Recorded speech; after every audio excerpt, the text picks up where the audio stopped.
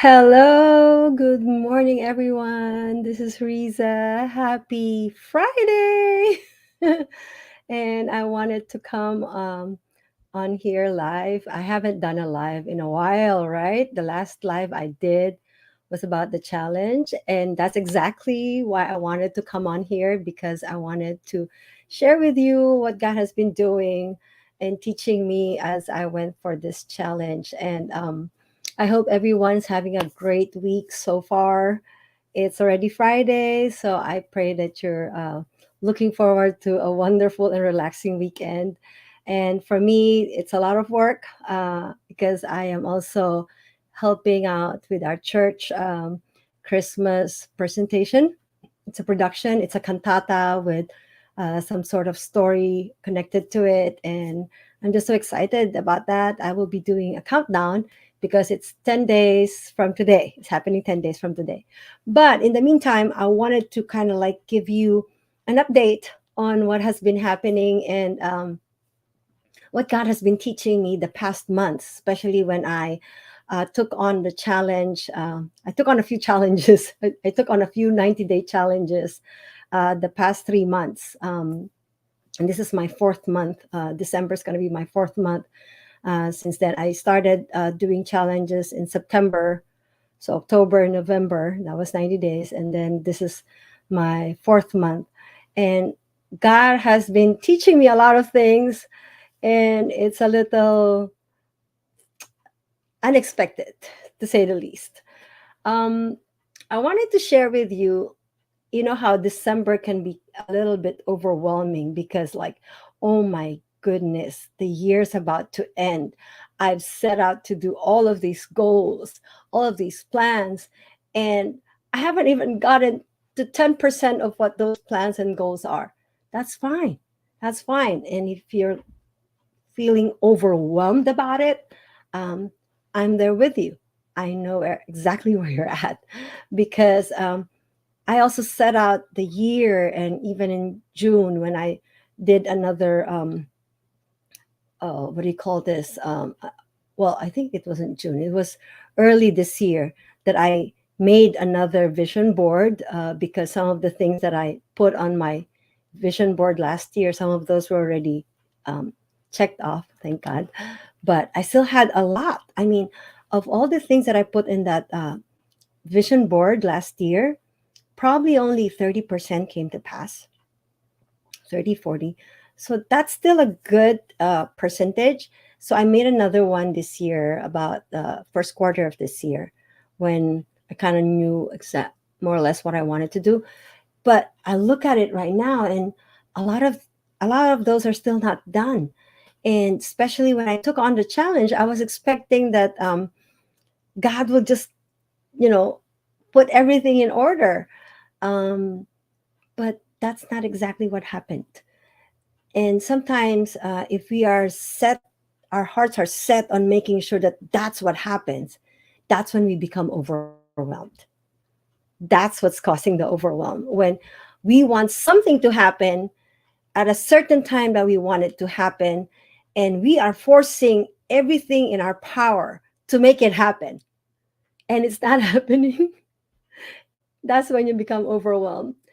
And so, one of the things that God has been teaching me was to flow in His own rhythm of grace, to flow in His in learning from Him as I go, not looking too far ahead, but just in front of me, and that helped me to pace myself, and that also helped me become less overwhelmed. So I hope that helps you. Also, as I share this, give me a little bit more of your time. I know I'm already getting to my 5 minute mark, but let me spend the next 5 minutes sharing with you what he has taught me so far. You know how in Jeremiah 29:11 to 12, even up to verse 14, God, and this is a famous verse for many Christians, many believers. I'm a believer. And have been for the last 40 some years already. 40 years actually this year, 40 years. And one of my favorite verses, and a lot of people, this is their favorite verses in Jeremiah 29. It says, "For I know the plans I have for you." This is the Lord's declaration. I'm just reading from my notes here. "Plans for your welfare, not for disaster, to give you a hope and a future. And then you will call to me," he says, "and come and pray to me, and I will listen to you, and I will be found by you."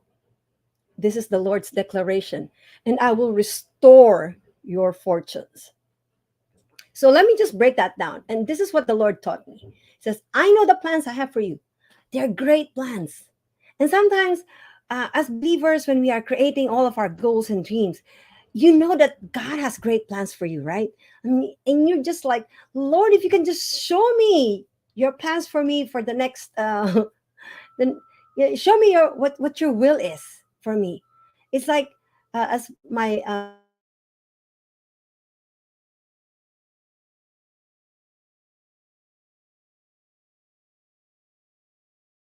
pastor always says, when we ask God, "God, what's your plan for me?" It's really asking Him, "Show me what's going to happen to me 20 years from now." And usually God's response, she says, is, "If you can just be obedient to me for the next 20 minutes, we'll probably go somewhere," you know? And she's right. She's so right. Sometimes we are so occupied with planning out for the next 20 years or the next year ahead. You want to reach a certain goal this year, and you're so dead set on that. And God is saying, "Can you just be faithful and obedient to me for the next 20 years, 20 minutes of your life, or the next day, just for the next 24 hours of your life? Maybe we'll get somewhere." And he says, "I know my plans for you. They're great plans. But the fact is, you don't know them. And so your part, my part," God says, "is to give you a great plan, to plan it out for you, to get it ready for you. But your part, our part, he says, my part is for you to call to me, for you to come to me and pray to me so that I can listen to you." It's a dialogue. It's a conversation. That's what God wants. He doesn't want to say, "Okay, it's ready for you here. Just go find your way." No, he says, "Why don't we do this together? Let's have the journey together. I'll bring you there, and as you're going there, I'm teaching you. I'm getting you ready for that big plan that I have for you, because you know what? I want you to enjoy it when you reach it, because even when you reach it, there's more after. There's more after. God is not about just one thing that He has planned for us. He has many things planned out for us. And He says, "You will be helped if you will come to me and pray to me and call on me." Because we cannot do it on our own. We're trying to figure it out on our own. But God says, "Put me into the situation, put me into the balance so that I can help you, so that you're not overwhelmed because you're trying to do it all on your own. You're trying to figure it out, and we are limited. Our strength is can only go so far. And God says, "I will listen to you, whatever it is. I will listen to you, and I will be found by you." It's not like God's missing. No, it says, it's just that sometimes we are so caught up in our thing, in what's bothering us, what's in our minds, what's our plans, our desires, our dreams, that we forget to put God in the middle of that, to put the Lord and ask Him, "Okay, Lord, what do you want me to do right now?" You know, and even Elizabeth Elliot says, one of the famous authors also and speakers, she said, "You want to know God's plan for you?" And this was also quoted by Miss Priscilla Shirer in her preaching. She said, "You want to know God's plan for you? This is God's plan for you. Do the next thing." God wants us to obey Him and follow Him step by step. And that's why in Psalm 119, verse 105, it says, uh, "You are a lamp to my, your word is a lamp to my feet and a light to my path." He doesn't show us all the way to the end of the to our destination. It's just showing us, even the cars, when you're driving a car, you can only see so much in front of you. And that's how God wants it. He wants us to trust him so that we can only see what's ahead and then just follow his lead every single time. Because it's all about humility. I was telling the Lord, okay, Lord, I want to do this, I want to do that, and so I will do this for my business because I want to reach this part. And in the next, by December 2023, I want you to bring me this to this place. And God's saying, hold your horses. I need to teach you a few things, because you cannot enjoy everything that I have planned for you if you don't learn this things that I'm teaching you right now. And you will have to learn it one step at a time. And that's what God wants us to do.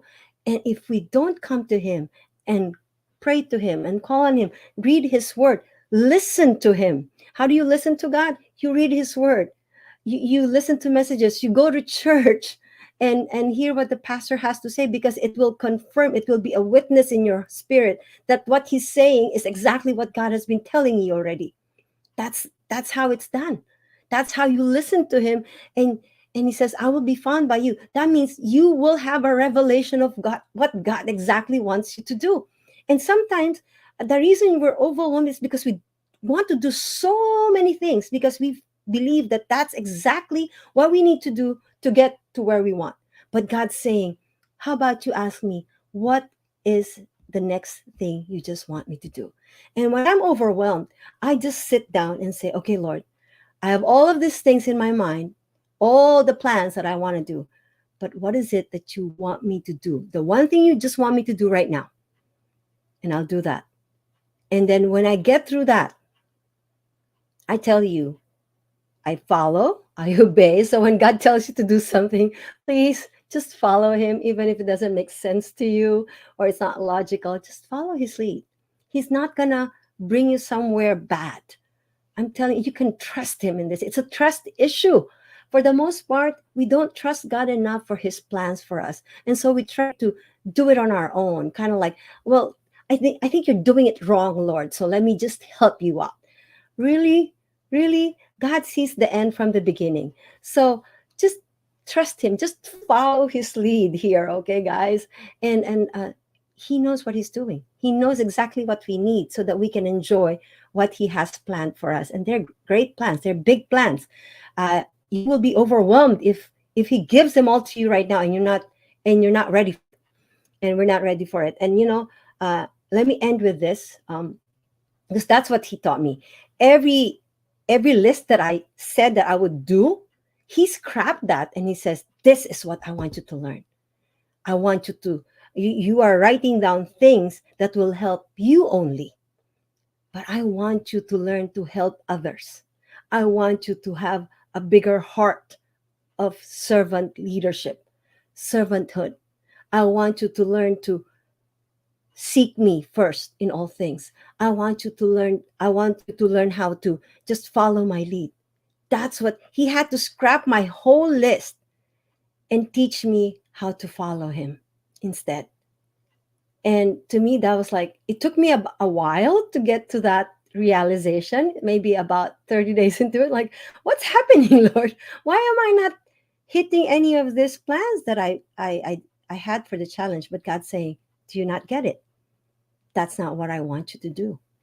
I want you to do something different. And so, my advice to you, if you're going on a challenge or a plan, get the plan, but be open to God's lead.